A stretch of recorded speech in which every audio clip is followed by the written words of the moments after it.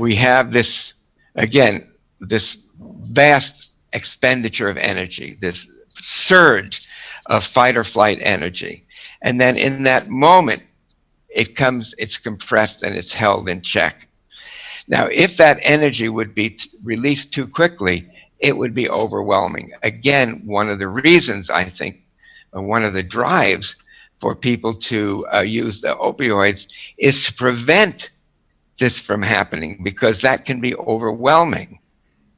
So in somatic experiencing, the approach here, instead of releasing this bound energy, this compressed energy all at once, which would be a chaotic expression, which would overwhelm the person, what we do in somatic experiencing, somatic meaning body sensations, and my understanding is that many of you are cognitively oriented, like CBT and CPT, that kind of stuff, which are basically top-down approaches, which can be helpful.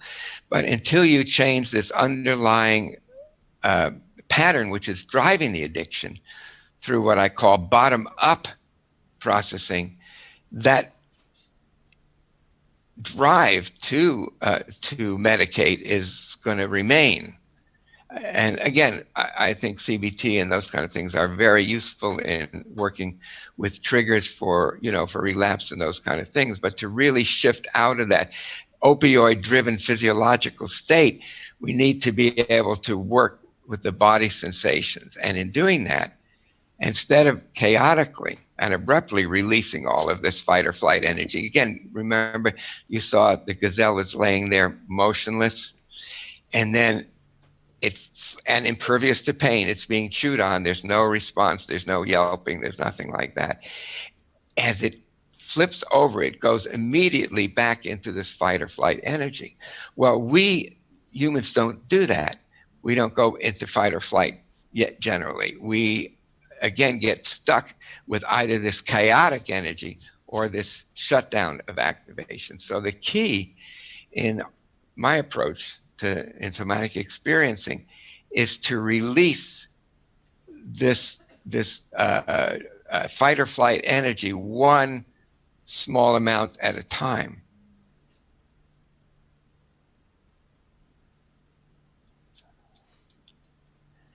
And so in doing that, the person is able to experience the sensations that take them out of immobility and bring them back into life.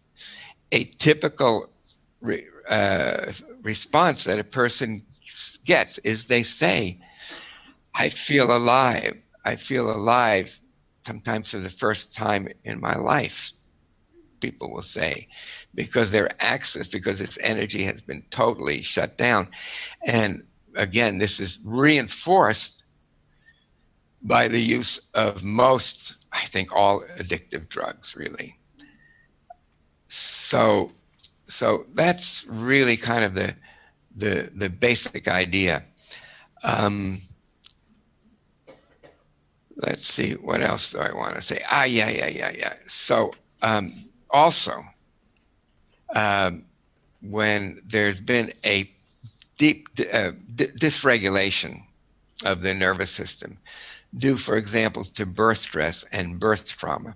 We don't know if the opioids are released there, but that does already sensitize the nervous system to be more likely to go into a shutdown state. Indeed, that's when cesareans are generally done, when the heart rate not is increasing to a high level, but is decreasing to a very low level. And that's again when the obstetrician may feel that there's enough danger to suffice to do a cesarean extraction. So again, right, even at the very beginning, at birth, we can become sensitized. One of the things that I noticed is that people who had these kind of birth stress traumas were very likely to be using opioids. Very likely to be opioids, again, as a way to try to help them to regulate, to self-regulate. But again, until they can actually regulate, the chemical substances only give the appearance or the momentary appearance uh, of regulation. And another key concept in somatic experiencing that helps people deal with these difficult sensations that are related to trauma and that would bring them out of the immobility response is this little demonstration over here. And so this is it can maximally constricted state. This is an expanded state. So when you start working with a person, particularly a person, when they've detoxed and they're beginning to be able to access sensations and feelings, that when they actually contact the sensations for the first time, it feels worse. There's a greater contraction. But as they're gently guided, this contraction then leads to an expansion. This expansion leads to another contraction, but not as far, which leads to another expansion and another contraction, but not as far, and another expansion. And again, brings the person back to life. And I don't think that any addiction treatment is going to be long lasting until the person is able to experience their own life energy, their own life force, their own sense of vitality, and what I call healthy aggression. So if you like, we can do a little exercise to have some contact with some of these different kinds of sensations of aliveness. And I'm going to demonstrate it to you. And if you don't want to do this, of course, please don't do it. Actually, you can even imagine doing it as I'm doing it. But if you want to do this exercise, it could be somewhat illuminating. So the idea, are you for that? Okay, good. Let's do it. Okay. So I'm going to take an easy, full breath. And on the exhalation, I'm going to make the sound voo, voo, as though it's coming from my belly. And I'm going to let the sound and the air all the way out. And then just let the new breath come in really on its own, filling belly and into chest, and then to repeat. So I'll do it one cycle, and then we can do it together. So, and I'll explain a little bit later why this is important in taking people out of shutdown, but let's just do it together first. So easy, full breath, I'll demonstrate. When I feel the vibration here in my belly.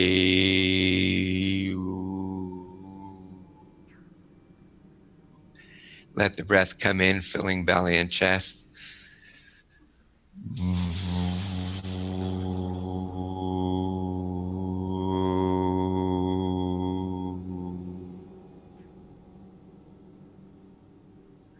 Let the breath come in.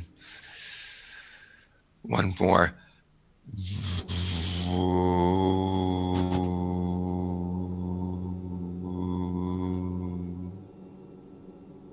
Wonderful, great. And just rest and notice your body sensations. Hands, fingers, feet, breath, chest, belly.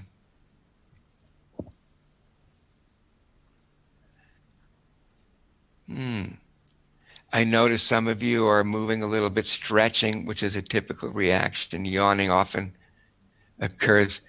So what are some of the things that you noticed in doing the exercise? Anybody willing to say? Awareness of body movement while the breath was going in and inhale and exhale. Okay, great. Like a connection to groundedness, to the root. Aha, groundedness. Okay, good. Kind of warm up the chest to this area. Warm if the chest area, chest and epigastrium, upper. Yes. Okay. And aliveness, warmth, aliveness. Yeah. Again, these are typical, and it takes some time for what for. Sometimes I do this.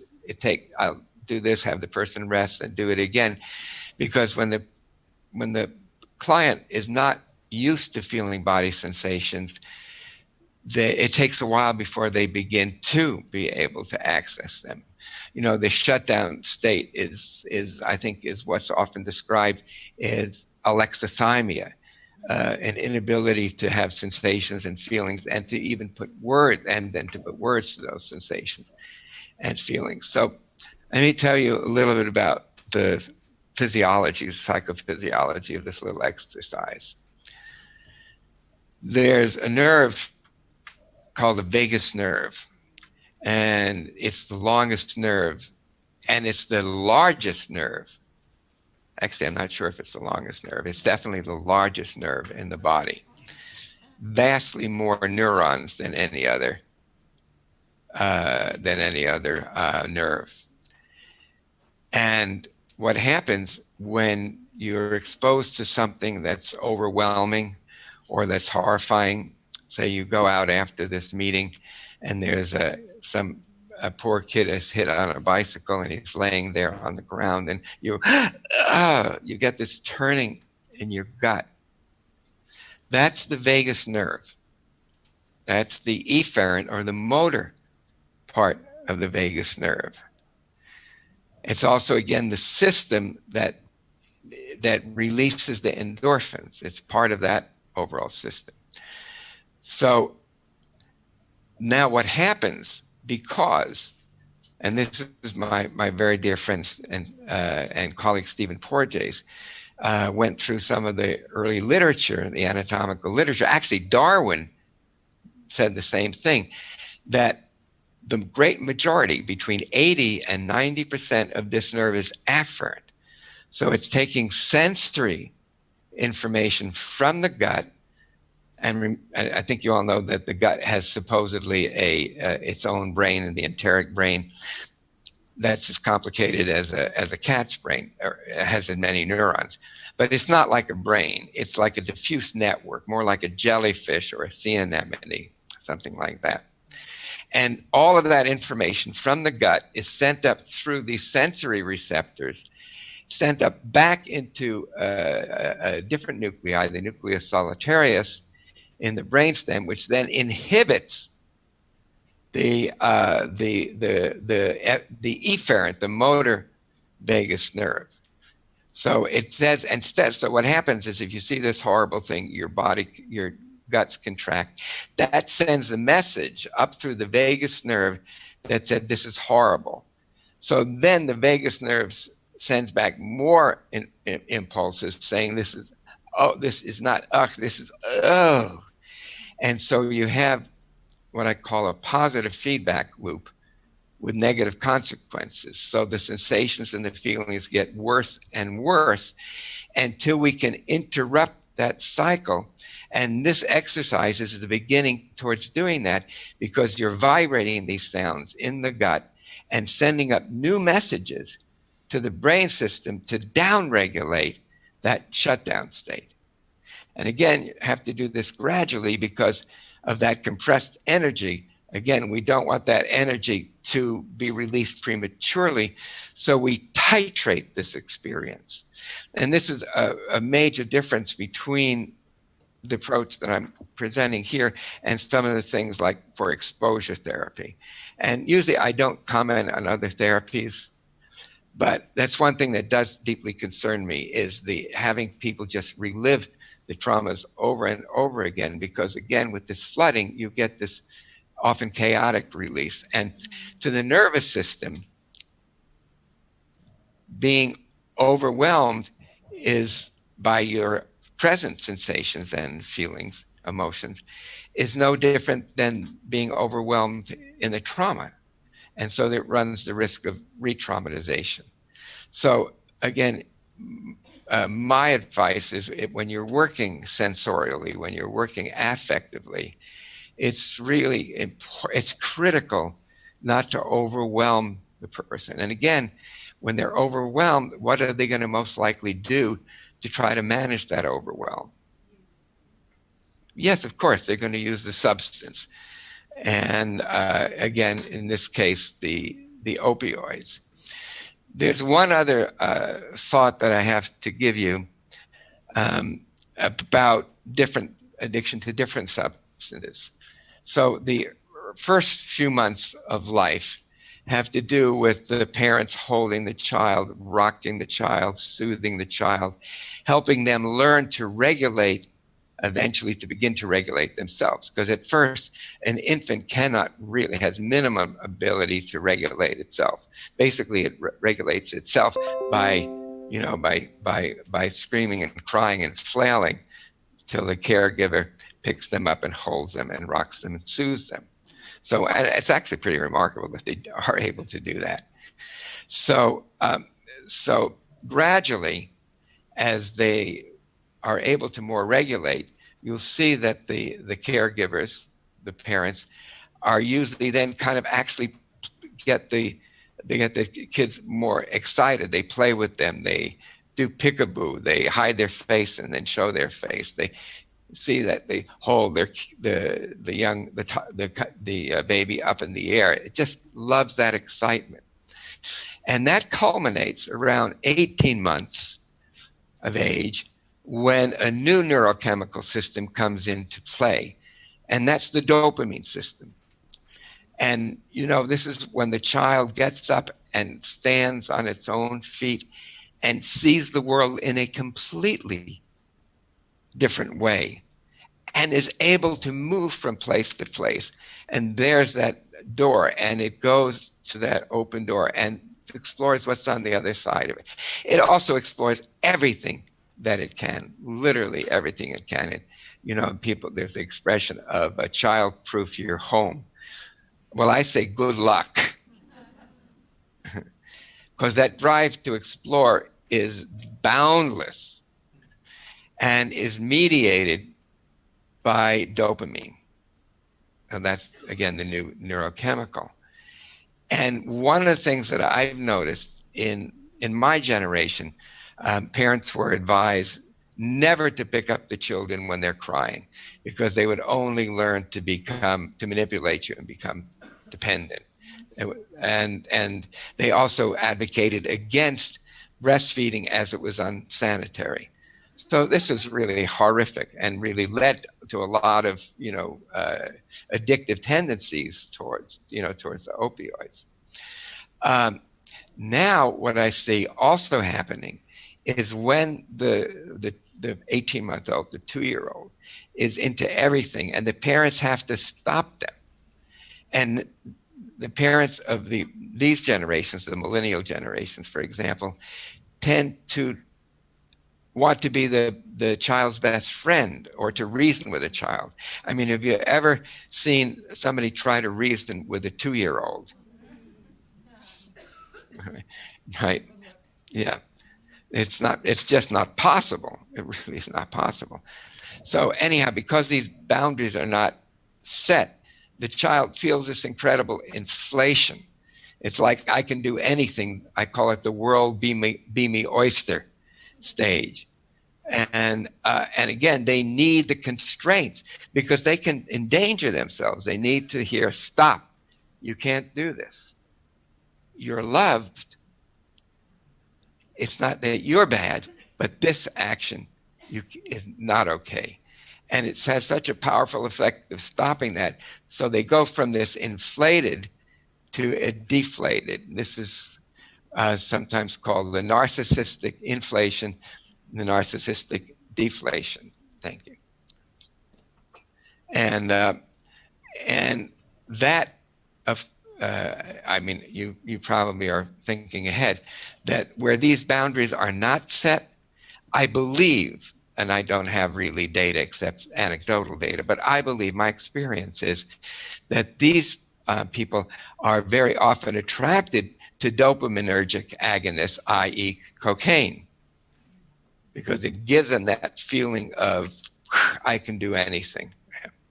So again, this is a kind of a brief overview of a little bit of bottom-up processing, of working with sensate experiences, body experiences, and then opening to these sensations, these arousal sensations, very gradually titrating them, not overwhelming the person. Because again, if the person is overwhelmed, they're going to have the need, the urge to medicate the overwhelm. Particularly when, outside of the treatment, well, let's just say when the treatment is completed and they experience overwhelming sensations, because if you work with overwhelm, you're reinforcing the overwhelming experience. It's likely that the person will continue to do that as a way of attempting to release. But again, they're overwhelmed by it and then are impulsed to use the narcotics or perhaps even stimulants. So that's kind of the brief overview. And I'm wondering if you have some questions that you'd like to ask. Or Kurt, I know that you were going to say some things. Is there something that you're wanting to add as well? I think I would appreciate if people ask some questions, because I will jump in exactly the same topic, and the experience is exactly the same thing. Like we sitting together 20 years ago, and he's in your flat drinking tea when we talked about neuroanatomy. So that's the one part. But I think the question of the people, of the group, that could be very helpful. And I will take that in my talk. Okay. Okay, so I'll take questions. I don't know if you have a microphone that can go around, because when I hear it here, it sounds very muffled. So please, I invite you for questions or comments. I mean, if there's something that you think that I might, that you might want to add.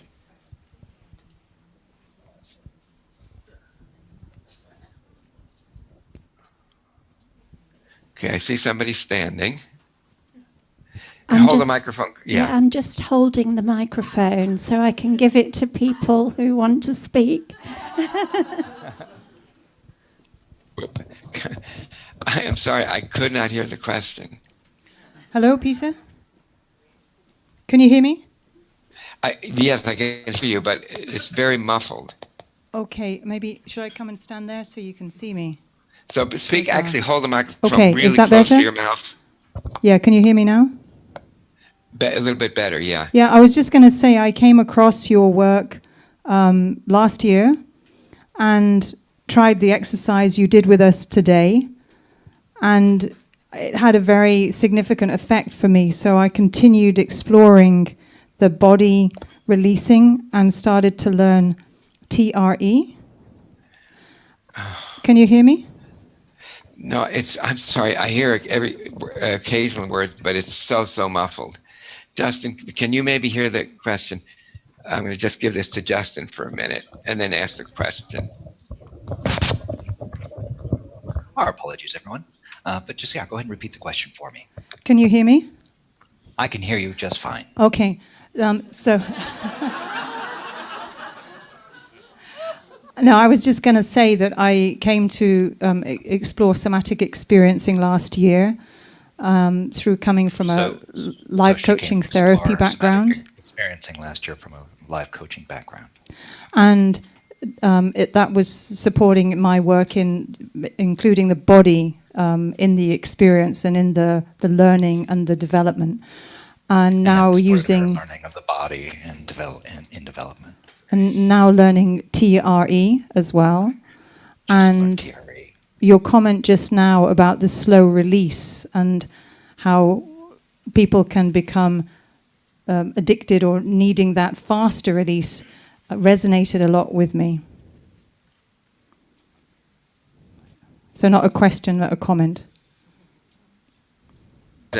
I think that's absolutely right, because again, when you have this abrupt exposure, this very powerful exposure, again, you're actually releasing these catecholamines and endorphins in the release. So the person wants to do that more and more because, again, they're getting the cocktails.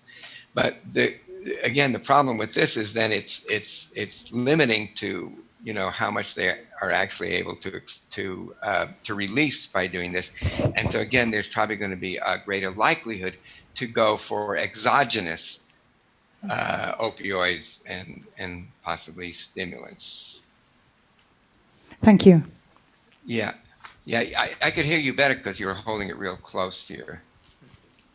But let's try again. Okay, so But again, yeah, go ahead. so are you saying that you don't advocate something like EMDR? Well, I think EMDR can be. I think a lot of the people actually who do EMDR have also been training with us, and I think they're incorporating more and more, resources and things like that. So I think it's evolved. But again, I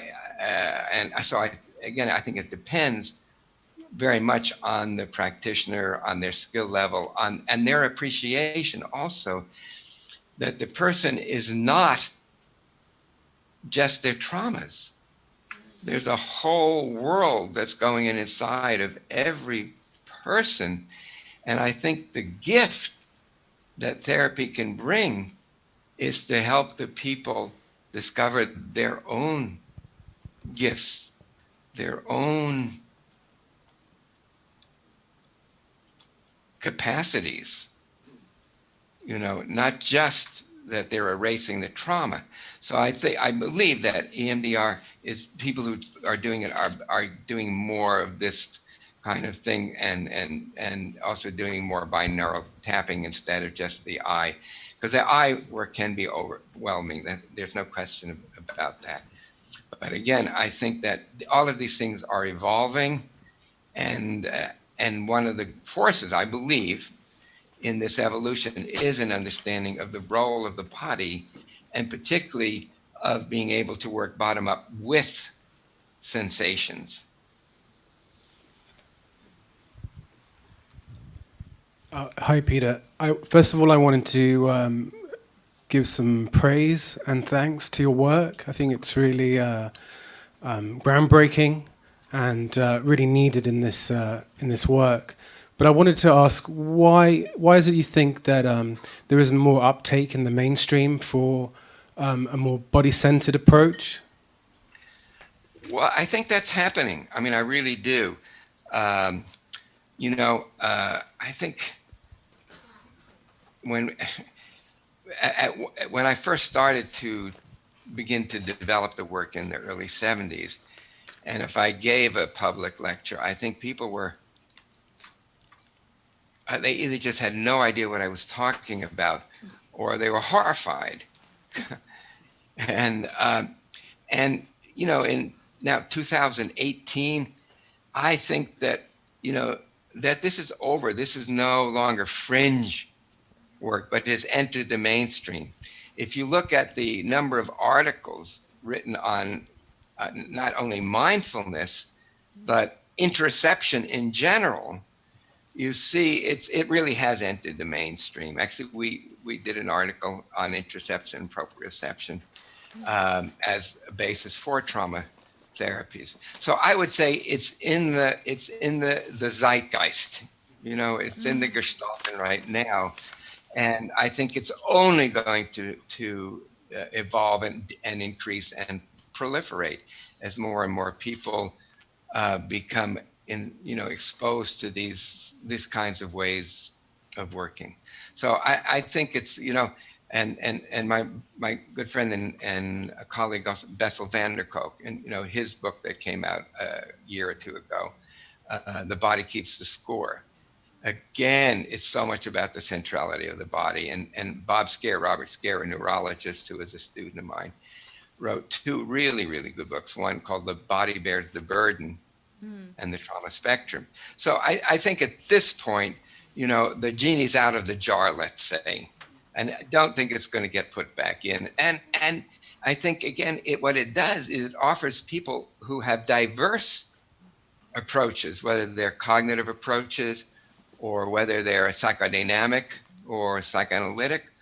All of these processes really are enhanced by being able to reference them in the body. Indeed, this is what Eugene Genlin, PhD thesis was. He was the person who coined the term focusing. And he tried to find out which therapies were the best therapies for people, to improve with their symptoms or whatever. And he didn't find a very strong correlation. So then he thought, well, maybe it was the experience of the therapist. How many years whether they were PhD or masters or bachelors. And that didn't make any correlation. Actually, I think there was maybe a little inverse correlation. Then he thought, well, maybe it was the particular therapist, and there was some correlation there. But the only thing that had robust correlation is that the people who really improved in psychotherapy were the people that were able to reference their bodily experiences. So, again, this is really enriches any form of therapy or education.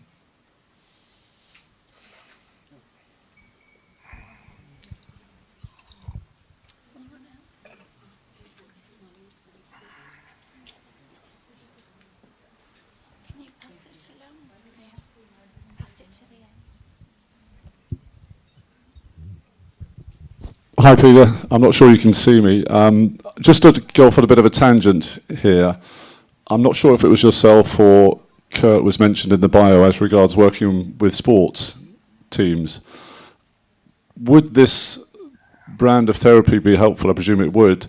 Or how would it manifest in dealing with perceived trauma, i.e. doing badly at something, a bad play at football or a missed putt, or in the future, a perceived lack of survival or fear? Right. Well, again, I think performance is very much, there are connections, of course, with performance and childhood trauma. I mean, sometimes people are highly motivated, in a way because of their trauma, but then often it ends in some kind of disaster. There's a movie that just came out, a few months ago called I, Tonya, about Tonya Harding. And she had this horrific, traumatic childhood. She had the mother from hell.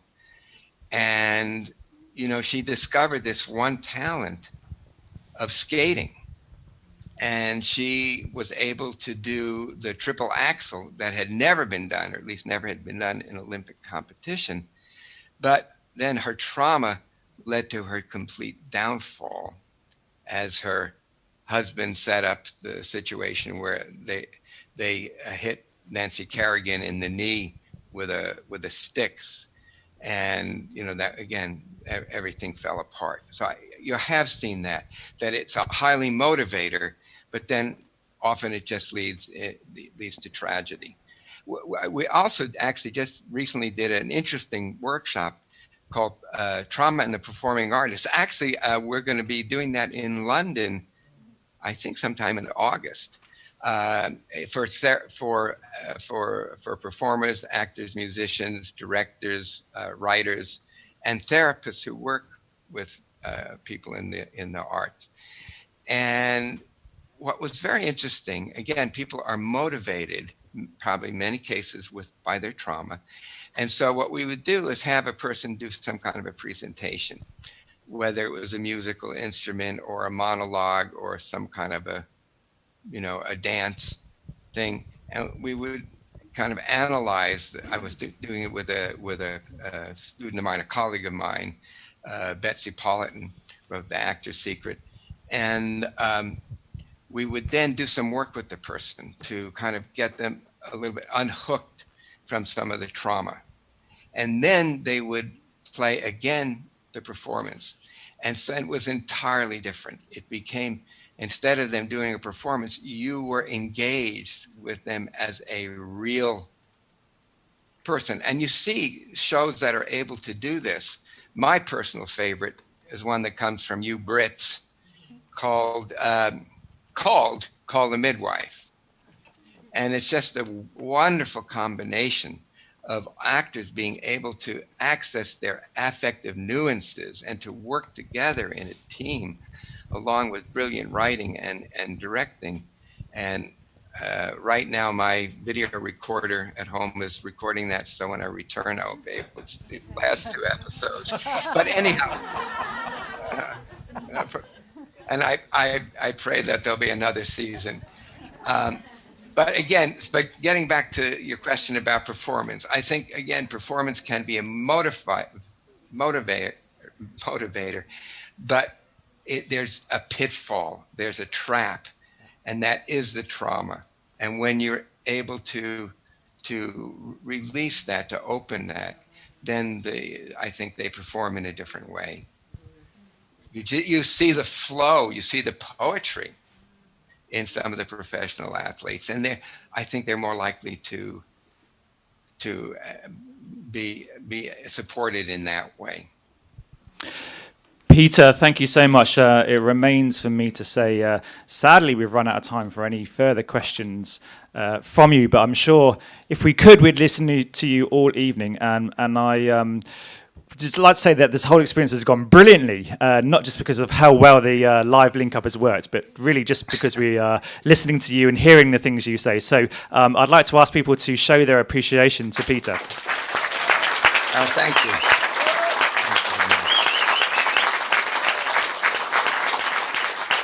Thank you. And I guess I give it over to you, Kurt. Is that what we do here now? That's it, yes. Thank you very much, Peter, indeed. And now I'd like to hand over to Kurt for the second part of the session. Thank you. So perfect. Thank you, Peter. And he's gone. Thank you. Thank you to invest your time. And hopefully I'll be able to give you some more information about what he talked about. I met him 20 years ago, sitting on the floor, drinking tea for 4 or 5 hours, and we discussed that bottom-up theory. And the last question to athletes and sports, very often in people who suffered trauma, they try to compensate. And one possibility to compensate is to do sports, and then they do excessive sports.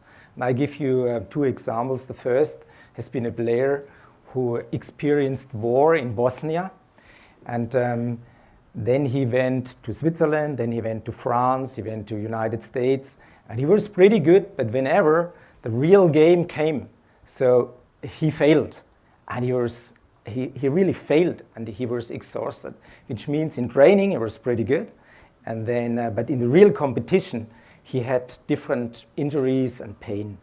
So then we worked on him. And he was not aware that trauma in the past has some importance for his performance. But when he gained his interoception, he learned to be aware of himself. That's interoception in small steps. Later on, he exploded, and but that was the key to get his resources.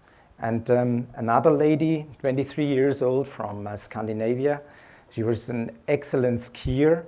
And she was always the best. And she did crazy things. She also played rugby.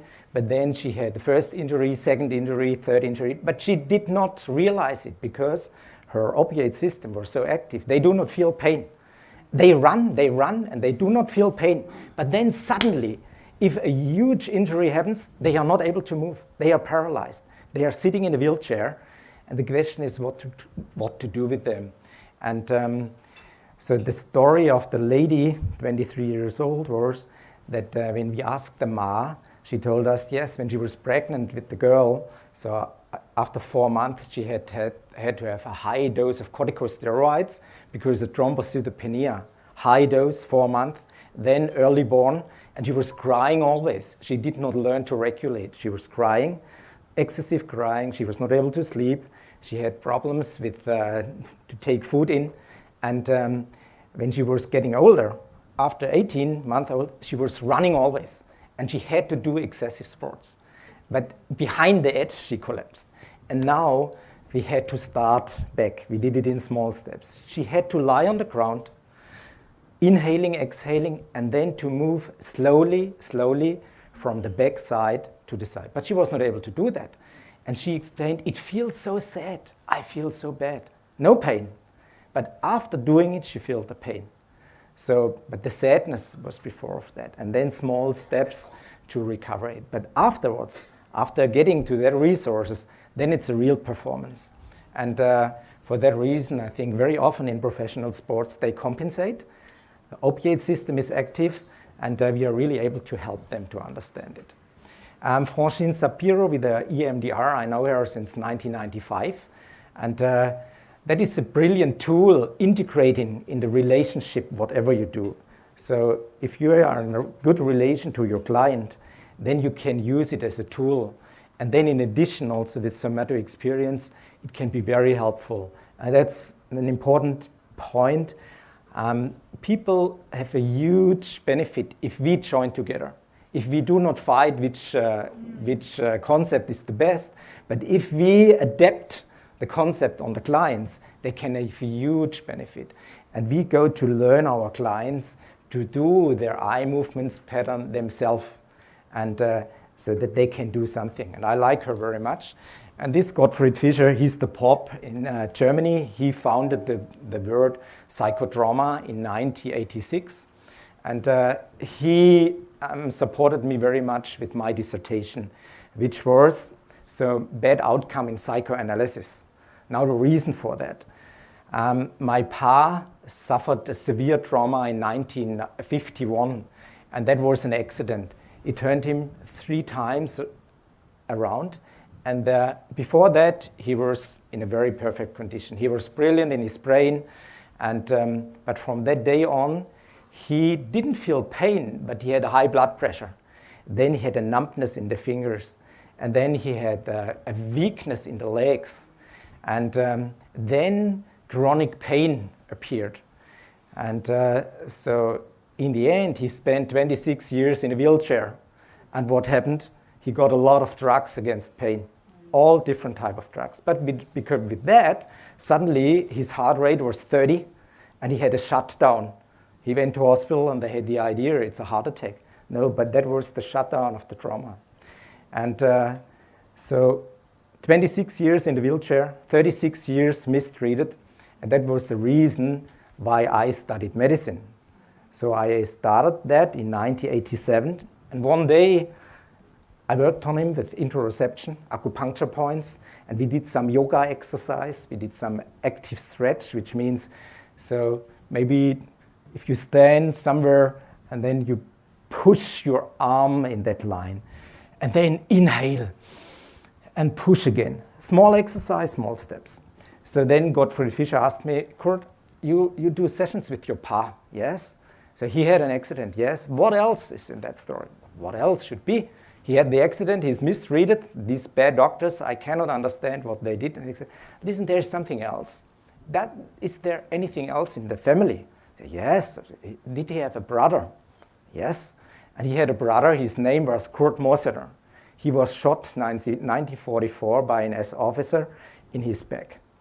And that was probably the first traumatic experience, but my pa never talked about that. So that was the trauma.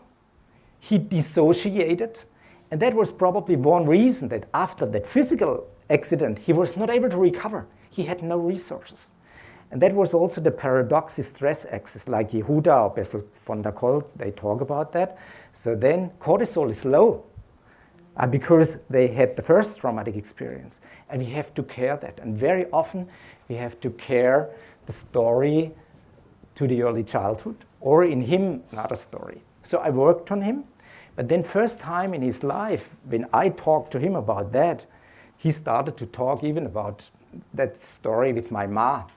And then after 1 year doing session, he was able to walk a little. Remember, 36 years immobilized.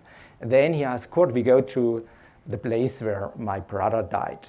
We went there, and he made huge steps, and after 1 more year, he was completely healed. He was able to walk and move like this.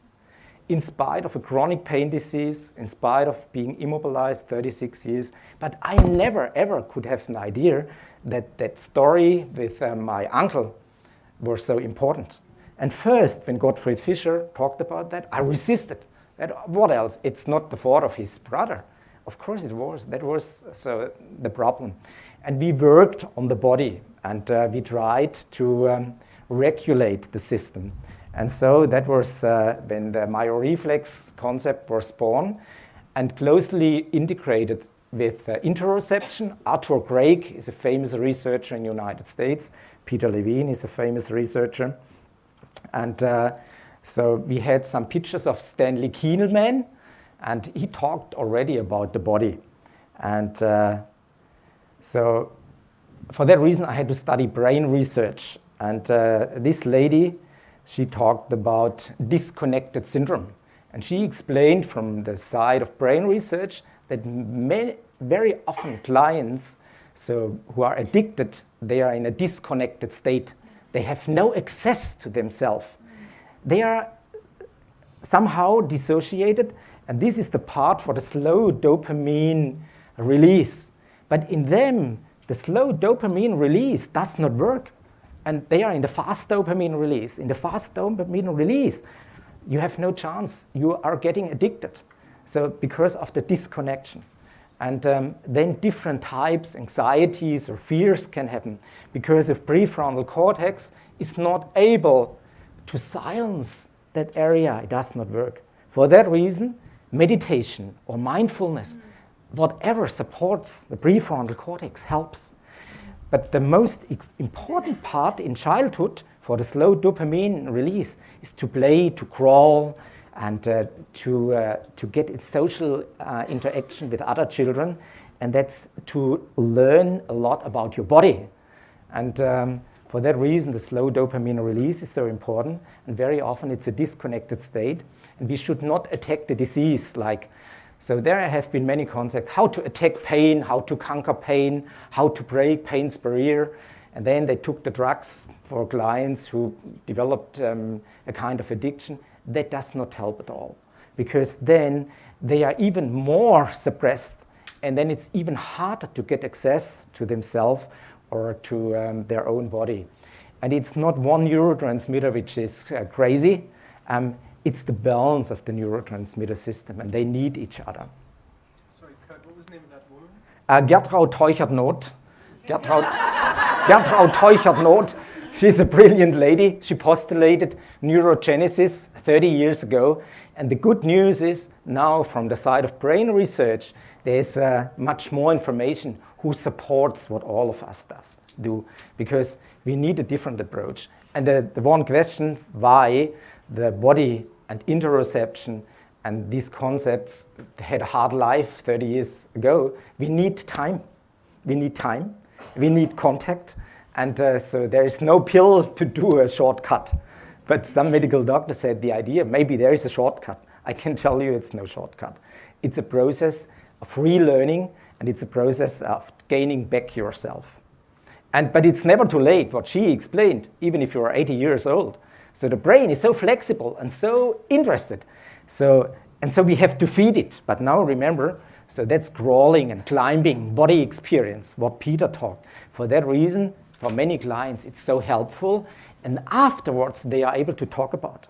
For that reason, it's a nice combination with different treatment approaches. And this has been another professor who supported me. I studied biochemistry. What I wanted to point out, there's a huge capacity of repair mechanism. What do you think? How many repair mechanisms per cell per day are possible in your body? So up to 1 million. Up to 1 million repair mechanism per cell. So what the Nobel Prize candidates talked about, we should support a repair mechanism. We should support a repair mechanism. And the most important parts in the repair mechanism system that are myokines, which means muscle hormones.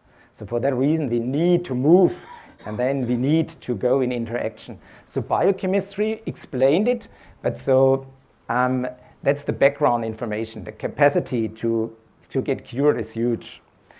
And then we have been interested in the story, and we have many clients who suffered the multiple sclerosis. And many people had the idea, oh, we have to attack this autoimmune disease. It can be a rheumatoid arthritis, multiple sclerosis. But this is a problem of an ecological system. So very often it's an early trauma. Very often it's a disturbance of regulation when they are in the childhood, like crying or feeding disorder or diarrhea. And then some Epstein-Barr virus, which means the immune system is low. And then a second hit, whiplash trauma. and then they try to calm them down with sugar.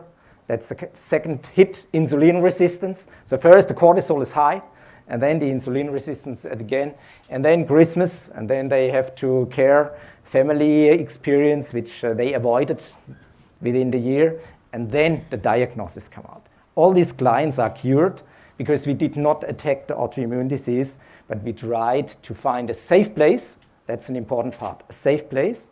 And then they suffer a nature deficit syndrome. So we try to get them in a nice arrangement. So in nature, to walk, to be in the air, to feel themselves, and to explore themselves like babies do, and to explore themselves like children do. And then mobbing, and again, trauma, and again, so stress-related experience in the childhood. And then, so diarrhea. So right now, there are 57,000 studies which describe the microbiome, which means the gut probably is the remote control system for the brain. So we should care food and nutrition. And very early, Francisco Varela explained the story for what reason the body is so important. And he explained that it's not in the beginning a top-down model. In the beginning, and even today, it's a bottom-up model. But then, of course, so the system is interested to synchronize, and sometimes it seems that's a top-down model, but it's always both of them. And it's a very fast system. It's a process of synchronization. And he already talked in the early beginning that meditation, mindfulness, yoga, tai chi, and all these techniques can be very helpful. And the key elements in the relationship of an organism is the surroundings. So it means, so without a surrounding, without a relation, you cannot get any idea of your own self. And this self is a circular process. So in the early beginning, but later on, so if maybe in a state of severe addiction, we have to think about that. And so in our relation, our hand teaching and touching the body is like a mirror to get an idea of interoception again. And these are the nice work which we are very interested in, and there are nice articles. A new view of pain as a homeostatic emotion. How do you feel? So, and that the insular cortex, cingulate cortex, human awareness, so that is fed by body experience. And more people talk about embodiment, more and more people talk about interoception. And so, yeah, yes, mindfulness. Yes, mindfulness activates exactly the same thing. And that's the good thing. If we do a kind of training, Galileo training, mindfulness, and then so small steps in exercise, small steps, then so they support each other. And that's the nice part. A new view of pain as a homeostatic emotion. So now it's clear if you attack pain, very often that does not help. There's a higher risk to get addicted. And because, so it seems to open the door for help, but after a short period of time, it fails because you're getting far away from yourself. So you can take that as an emergency, but not so in the mind for treatment. And you all get the presentation. It's free for everybody. You'll get that. And experience biography, which means so it's a system, and it's driven by behavior. The first thing is to move to Ma or to avoid an enemy. And so we are getting closer to Peter. And then trauma and addiction, depression or pain is integrated in a process of synchronization. And then very often the observer, medical doctors or drug industries, they look for marked space, which means maybe it's addiction. But there's a huge unmarked space. So the better we join together.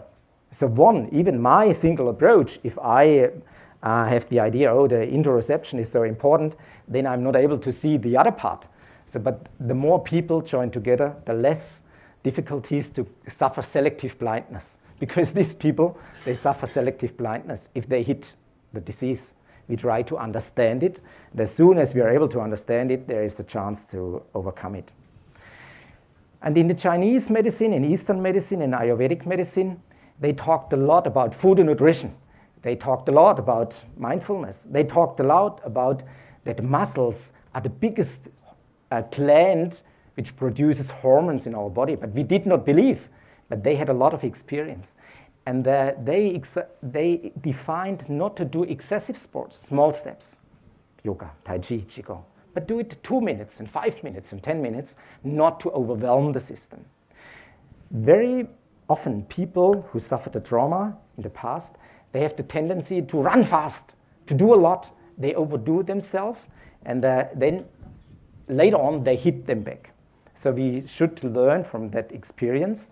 And this is the definition of a trauma. Normally it should be translated, so I will do it. Yeah. There is one version which is translated, but so I should be able to do it. If you are helpless, what can you do? If you feel helpless, if you have no chance to escape, so that's a definition of a traumatic experience.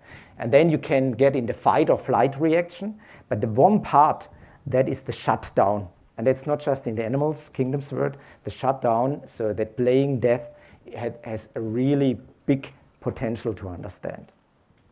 And so unfortunately, this is the traumatic experience. You are not able to control anything. But if you are not able to control it, you have to do something. So then you create a hyperarousal to control, but you are not able to control. So the hyperarousal is increasing, but in between not being able to control anything, and in between to activate your muscles, the hyperarousal, you create symptoms. Of course, you are not able to sleep. You go to develop back pain. And then if you are not able to sleep, you try to calm yourself down. And that is the drive to take alcohol or a drug. But so then the disease may be a sleeping disorder or hyperarousal or pain. It's useless to attack them. We should understand the dynamic, how the people created the difficulties. And most of the time, they do the best what they can. They do the best what they can. They try to calm them down to get a little sleep. Trauma means helplessness, hopelessness, be at the mercy, shock, fear, fright, freezing, dissociating, playing dead reflex. Compensation mechanism, rescue attempt, short-term regulation patterns to survive. That are so important because then the inner GPS, we will talk also about the inner GPS, predicts the need of preparing the organization of motor neural patterns to be ready to avoid. So it's a motor neural pattern, be ready to avoid another trauma. But in that hyperarousal, the GPS focuses always on that part. Hyperarousal, neuromuscular pattern of attention, high muscular tonus, chronic activation of control operation to protect yourself. That's the compensation. But unfortunately, later on, if the defense control and if the compensation is so escalating, then you create a lot of symptoms again. And we do not hit the symptoms. We try to support the compensation. We try to support to get a feeling of themselves with the body. The last thing you have access to, last things that you can do, minimal controllable range of action. For example, in that minimal controllable field of action. So if you are not able to control anything, then at least you're able to control food intake, anorexia. At least you're able to control food intake, bulimia. At least, so then you're able to decide, okay, now I need that beer and the second beer or that alcohol to calm myself down. That's the last what they're able to do. But if we ask them to get rid of that, they collapse. Did everybody get that? If we ask them to get rid of that, they collapse. Very often in anorexia, if they had a traumatic experience in the past, so it's the last what they can do. Minimal controllable. And as soon as you make a contract, now please, do you understand? You should not die, please eat. They will tell you, yes, I do. But they collapse and they feel even worse. And that's the background. And that's the disconnected syndrome in traumatic stress. And related to the family story, it can be panic attacks, fear, phobia, autistic behavior, avoidance behavior, or so to calm the system down. One possibility to calm the system down is to get on drugs. But now it's clear, if you put them on SSRI, if you put them on drugs to calm them down, so that's the wrong approach, because then the disconnected syndrome is even getting worse. Everybody got that? So it's a dynamic expression of that, and what we feel, if they feel safe, if there is a safe place, if they are not in exposure, they can cure. We cared more than 3,200 people who came back after the tsunami. And it has been 3,200 people who in Italy, and they came to Milan. And then there are many people who wanted to help them, psychologists and all that. They asked, please, can we help you? What do you think? How many of them asked for help? They want a safe place. They wanted a safe place. Nobody wanted to talk. Nobody wanted, they wanted to go home. They wanted to be in their living room and in their bed. And they had no idea to get any treatment. They have been in the need of the safe place. So in treatment, in a concept to get rid of a long story, we need a safe place. They should feel very comfortable. It should be in nature. And then they join together, and then they can help each other. Yes? In this situation, if is it possible that it might be depression? Yes. The client has, and then how would you treat Yes. that? And so if the prefrontal cortex is disconnected, so one state of mind is a depression. And so we try to, if you remember, we try to do sports. We have a special machine, Galileo. You lie on a bench, and it's simulated movement.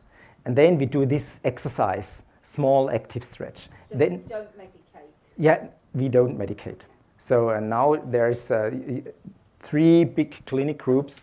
They realized we do not medicate, just in an emergency, and then to focus on food and nutrition, supplementation, omega-3, and vitamin D. So we measure it, monitoring, and supplement it, but just for a very short period of time to put them on medication. Because it's not a disease in the prefrontal cortex, and it's not a disease of the dopamine system or serotonin system. It's a disbalanced system. And the brain doesn't recognize any artificial differentiation between muscle, fascia, emotion, basal patterns of action or movements like orientation, empathy, antipathy, rather constitute engrams, which we are talking about. It's an engram. It's not just a muscle. It's not a memory of a muscle. It's an engram of motor activity. And then it's a system of hormones, but that system of hormones, they do not dictate the process. They are part of the system. So if we are really willing to change, whatever we can do to reduce stress, again, mindfulness, sports, whatever we can do to balance insulin, food and nutrition. So we kick out carbs. Very often we put them on a ketogenic diet. That helps them to rebalance. Very often, if the gut has a big problem, very often it has a big problem, enteric nerve system, then tryptophan is metabolized in the wrong way, and they all suffer a deficiency of serotonin. But then we should support the enteric nerve system. We should release the system, and then we should give an additional information, and then serotonin will come back. But we love it to support it to come back from inside, because then it's their process, then it's the resources of the clients who regulate it, and then it's not somebody else who, again, controls them. They do not like to be controlled, so we support them to gain that back from inside.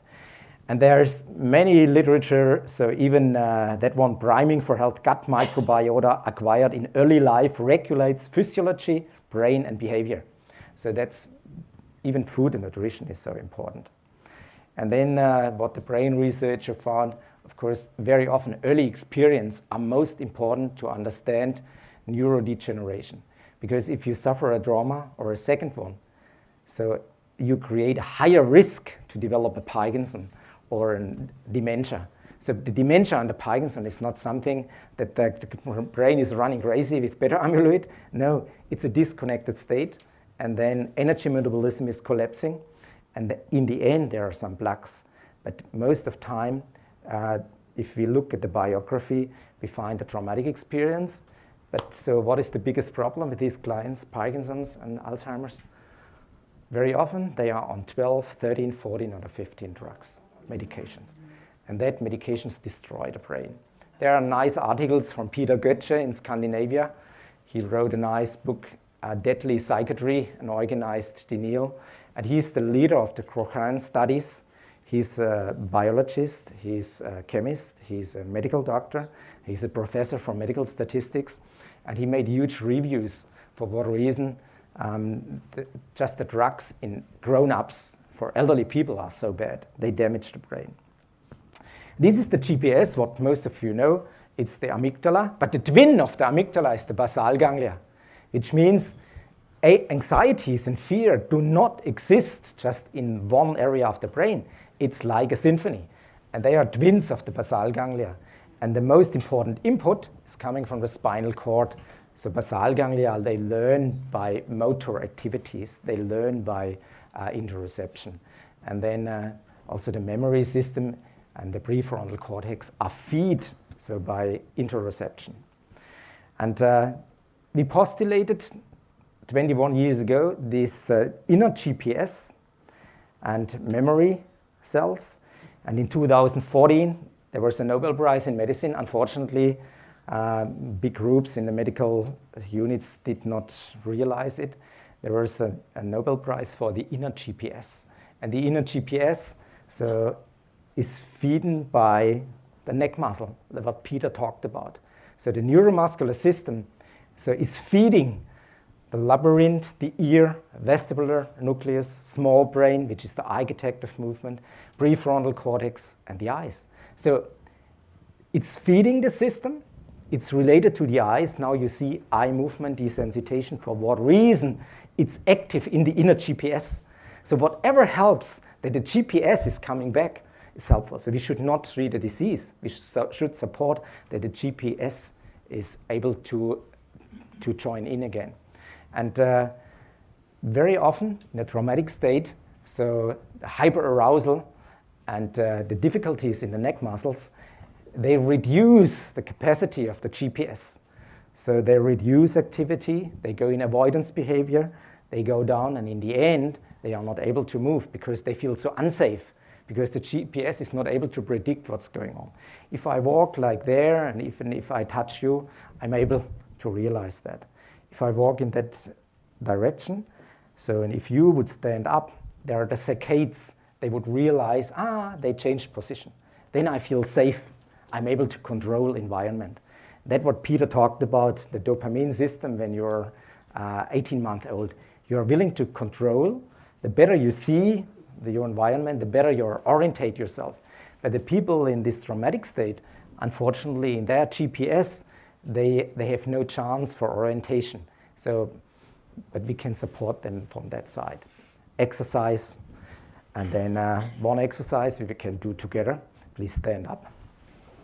And please, normally the neck muscles, if we are in that position, they have to do a hard job. Now we try to stand in that position. And then we try to inhale, and try to inhale in elevating the ribs. And stop it, and then exhale so as slow as possible.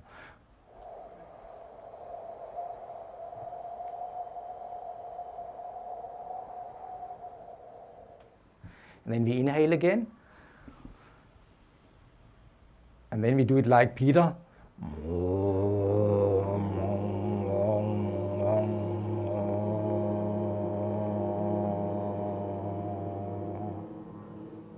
Thank you very much.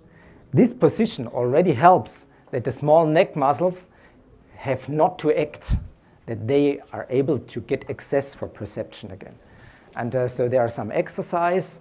An easy exercise could be if they stand on a wall and if they push the head backwards, then suddenly the small muscles have to do something else, and they are getting out of the situation that they're always overstressed. That's the inner GPS. We are able to train the eyes, we are able to train orientation, and there are a lot of physical exercise beside EMDR, also exercise that they have, for example, the pendulum. and then they look for the pendulum, then they go closer, and then they learn again to realize at which point you are able to see the pendulum without moving the head. So it's small exercise, but they are able to control it. Inner GPS is coming back. And so in our concept, we have the idea in the beginning, symptom number 1, 2, 3, 4, 5, 6, but they are related to each other.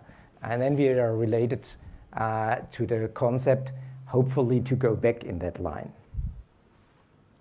With Myroreflex Therapy, the control operations which the clients made to save themselves, to compensate, we are able to understand it, and then we try to overmodulate them. We do not just talk about, oh, it's nice, we try to overmodulate them. We try to feel it. Remember when Peter talked about that model? If you touch it, in the beginning, you can feel pain, but afterwards it's expanding again. And it's a pressure point stimulation. Avoidance behavior and fixations are reflected, so they're really realizing, oh my God, I'm not able to orientate myself. I'm not able to move my head to the left and right hand side. Oh, I'm not able to move with my eyes to the left and right hand side. And if they realize it, then they can change it. But they have to realize it themselves. And we go to help them, that they are able to reconstruct the pattern, not just the symptom, but the pattern. Stanley Kielman nicely explained different states of the body related to the state of mind. And we did some studies, so already in 2005, 6, 7, 8, and 9. And these have been clients who suffered 24 hours chronic acute pain. No medication, nothing else except physical treatment and physical exercise. And they had huge effects. They had huge effects which no drug can conquer with. And very often we have the combination with EMDR, and then we have the combination with Peter Levine.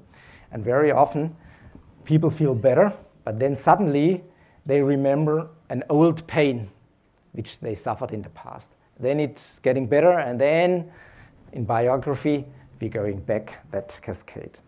And sometimes if they have a hernia in the neck, so if that is getting better position, then they remember, oh, 10 years ago I had a horrible back pain. But that back pain was associated to a situation when I had a chronic stress in a mopping situation. But then they remember. That's the good news. If we work on the physical side, interoception in the body, suddenly they remember fragments of memory, and then you can work on that. But if they have it, they present it, and then whatever technique you have, you can work with that and you can help them. And it's in 26 clients, it's exactly the same pattern, and also in the recall after 3 months and 1 year without pain. So we created a center in Cologne and in Krefeld. In the beginning we had, so for the acute post-traumatic stress syndrome, we had 3 beds, then 6, then today 18 beds, another 18 beds for chronic post-traumatic stress disorder, pain disorder, and now we also had a new department for psychosomatics. No drugs, no antidepressants, no drugs against pain, but nutritional medicine, Myroreflex, psychotherapy, and I will show you also a training. We train the body, and that's what the Chinese talked about hundreds of years ago. They talked about that below our skin, there is a huge repair mechanism. It's so-called muscle hormones. And these muscle hormones are fantastic. They're able to repair almost everything. And, but in the end, even neurogenesis and neuroplasticity, so overcoming trauma means learning, relearning is stimulated if we move, but not physical exercise stress. Like Peter explained, small steps, controlled, and not escalating. And that was the relation to the muscle meridian. So these energy lines have been described hundreds of years ago. We took them and related it to the muscle system, anatomy. Thomas Myers did that. And looking for pain, they did a huge study in the National Health Institute in Norway. So the skeletal muscles and then these meridians, these myofascial lines are the most important concept to understand pain, to overcome pain. But if you suffer pain and the drug and the medication does not help, then people realize sometimes that better than the drug is alcohol. And so, but then you're running into being addicted. But to get rid of that, we should understand the problem and to help them to get rid of the pain. A very interesting part are the jaw muscles, and we ask people to make exercise. I invite you to make some exercise. Normally we bite. In chronic stress, jaw muscles are in a high neuromuscular tone. And we do again some singing, so wang, wang, wang. So, and then we can play with the jaw, left and right hand side. And the release of the jaw muscles will help to regulate trigeminal nerve, which is direct associated to hypothalamus, which is directly associated to the stress syndrome. And the trigeminal nerve is directly related to this muscle. So they have a junction of cervical spine 1, 2, 3, directly related to the jaw muscle. And if they have neck pain, we start in front. And if they have pain in the face, chronic pain, then we start in the back. Eye motor function, and then circulation in the brain increases if the neuromuscular function improves. And for that reason, we try to rebalance the statics and the biokinematics. And the huge part is related to atlas. And atlas is directly related to vagus nerve and to accessorious nerve. That's orientation. So and the better people are able to get control about that area, the better for the regulation of autonomic nerve system. We do not manipulate, but people in craniosacral and people in acupuncture and people in Myroreflex, we try to touch it so that the people are able to regain a perfect alignment again. And but if the tension is high, so it's irritated taste, it's a dysesthesia in the ear, it's a swallowing, speech disorder, and you have a huge cascade of symptoms which are under your skin and which are related to interoception. And these parts are not associated to a disease. This is a process of dysregulation.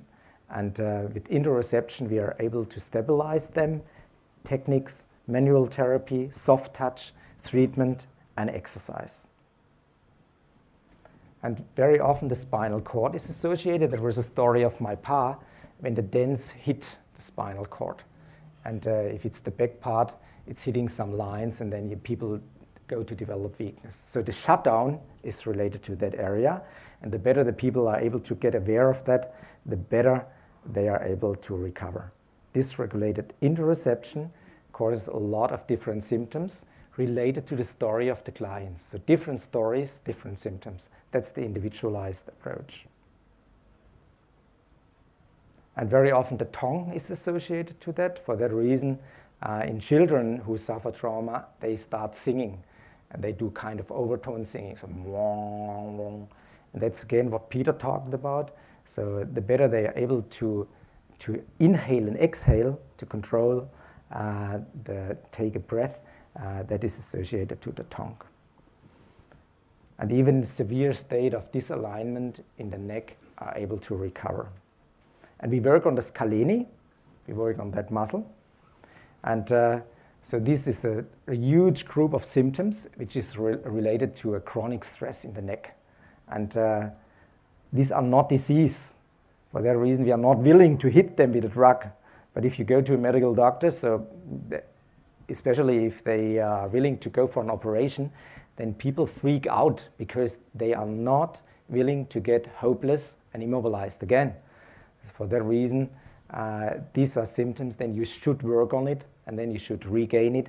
And that's overcoming the pain and overcoming addiction, and that's overcoming different types of symptoms if you support interoception. These are nice lines under the skin. We show it to people, they look at it, then they move, and slowly it's reintegrated. And very often the story is not in our mind. This lady suffered an accident when she was 7 years old. She had a fracture in the tibia, and she had an open infection. Ma hit her. She had to go to an hospital. Parents have not been allowed to visit her. And later on, she developed hip pain, shoulder pain, headache, and a hernia. But she freaked out when when a neurosurgeon wanted to operate the hernia, because the early memory was being hopeless and isolated and helpless in hospital. So no, she didn't know that. She studied psychology, but that was a control operation. Interoception and dynamics in anatomy trains. For that reason, we touch iliopsoas and we do exercise with that. Interoception, we talked about that. That will be on your presentation. And sometimes we work on that points. So they touch the belly, then they inhale, and so these are different techniques in yoga as well to control inhaling, exhaling, and to control the gut. Gallbladder, prostate, this all is related to different approaches, different pain, different problems. And then it's the question of inner rhythm. We try to support the inner rhythm, the loss of sleep. Most important from side of nutrition, we try to calm down cortisol, and we try to calm down insulin. So we're going to put them on low carb, and we try to put them on a ketogenic diet, and we try to put them in a natural environment. And that's one concept. If we put these things together, there's a much better chance to recover. So ketogenic as in? Means high in fat, less than 12 grams of carbohydrates per day. And that is in evolution, we had that. Not a huge amount of carbs, but a lot of other parts. For that reason, for recovery in addiction, we take away sugar. And if you take away the sugar and the sweet, later on they are able to get rid of the other parts as well. But if they are still addicted on sweet, there's a very high risk to fall back with other drugs and with alcohol. And that, an advice, it's like a green light, and we show them things which are very good to digest. Avocados and papayas, berries, nuts, and we give them examples from the people who are longevity, and they had exactly that food. And we try to stimulate them to educate the process of metabolism. Okay, thank you very much. And so I'm a little over time.